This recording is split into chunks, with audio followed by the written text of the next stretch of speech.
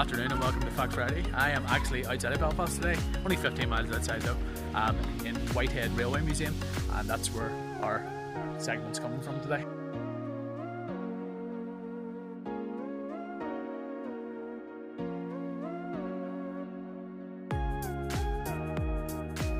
So before we go on the full tour, we're actually in the Edwardian tea room that's right by it. So it does like tea, coffee, buns, all the usual stuff that you want on your day trips.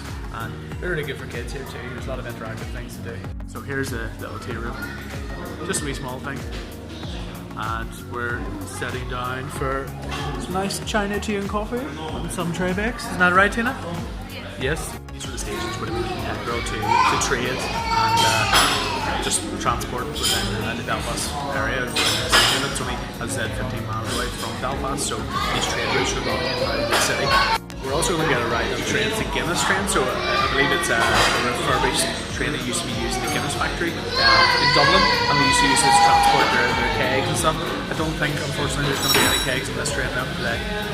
So the Railway Preservation Society of Ireland teamed up with the government and different heritage funds to reopen this station in Whitehead. It was 2017 this was reopened. It cost I think £270,000 to open. So as I said already, it's really good for kids. There are signal boxes to go into, there's levers to use, there's the working steam train, old carriages, lots of interactive videos and presentations and things. So it's a really good fun day. Right in the station platform itself, and as you can see behind me, there is the old Guinness train. It's an old working steam train. You can actually take rides on it throughout the day, and it's like $2.50 I think on, so it's pretty cheap. Yeah, this is the train in all its glory. See the steam coming off it there. And there's the old Guinness symbol there from the brewery itself. So here's the full carriage that you will go on.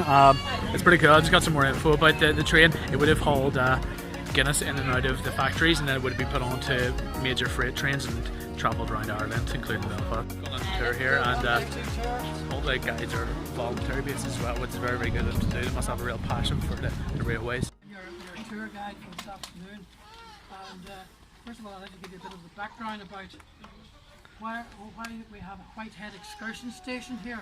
Whitehead in 1907, and the idea was that people would be attracted to come down to Whitehead, come down by train, and there was a platform on either side, and then they could go around the various sites in Whitehead.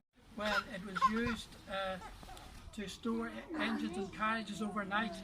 Following a blitz in Belfast, the Midland station, the terminus for the railway, was badly bombed, and quite a lot of carriages were lost. A purpose to store a hospital train.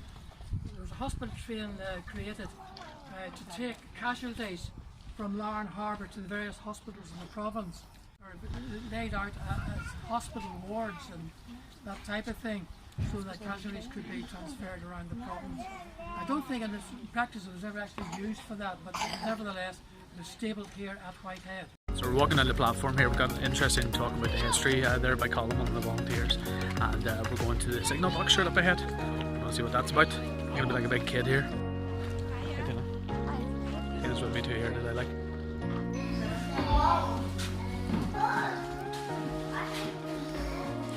Don't think I'm allowed to pull those handles, but I'm very, very tempted to. So as I'm a huge child, I haven't tried signal boxes here, so you have to put the lever down. And this is one of the things that's really good for kids in here. It's really interactive. And the guy Colin is really good for the kids as well. Except for the white ones are not really good.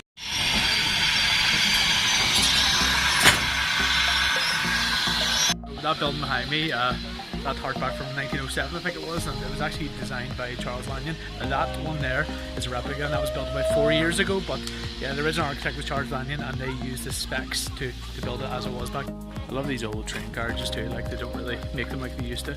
No offence to Translink trains now, but like the wee lamps and everything else, like it really harks back to a golden age of travel.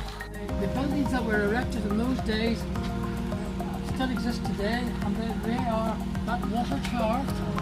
The first engine shed was just behind the carriage, the red brick engine shed, and this building behind us called the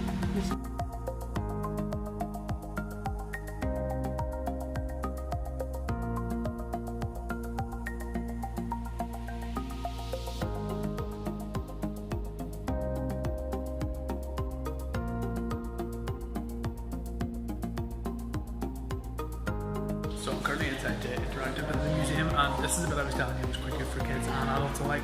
You've got videos like this behind me, you've got touch screens, you've got different timelines of the history of the museum and railways, steam trains, etc. Just to give you an idea, here's some of the touchscreen paneling. That's good for kids. Like, it's quite a short height, like, so it suits kids and people of Tina's height as well. We're going to continue on the tour now. Colin's a great guide, so props to him and all the volunteers that work here too. Very informative and very patient with everybody, answer all your questions that you need, and yeah, really seem to enjoy it, have a real passion for it. Ireland in 2017. So it was in recognition of all these new buildings that we're about to see that award was given to the society, a very prestigious award. This is one of the parts I've been looking forward to the most. You can see the old trains in situ here. A lot of them haven't been actually restored yet, so this is where they would sit before that actually happens. This train here, the 131, would have been used in the main Belfast and Dublin line. This train here has got actually quite an interesting history. This is number 184 locomotive. It was built in 1880 and it was used in the Michael Crichton film, The First Great Train Robbery, in 1979. So that's an interesting piece of history. It's going to be restored in the future. You may not be able to see it very well, but in here through this glass is the workshop that they still use today to restore the trains. There is an old train in there. It's a bit of glare on this camera, but that's the main workshop. Very impressive and very good work to do. So we're about to ride actual steam train itself. This is the driver's cab. It's where the engine's actually stoked to actually run the train. And Colin tried to explain it the best he could to us. I'm not an engineer, so I don't really understand that, but I'm sure a lot smarter people do. The station's set up like this train station would be, probably in the 1920s, 30s and 40s. You've got the luggage carts there, you've got the actual cabs itself, and as I showed you, there is the driver's cab and all its glow. Walking with Patrick here, he's the conductor of the train, and you originally hailed from Canada, correct? Yeah. That's correct. Yep, but all your family and stuff would have worked on the railways from Ireland to over to North America back in the day, yeah? Back in the day, a long time ago.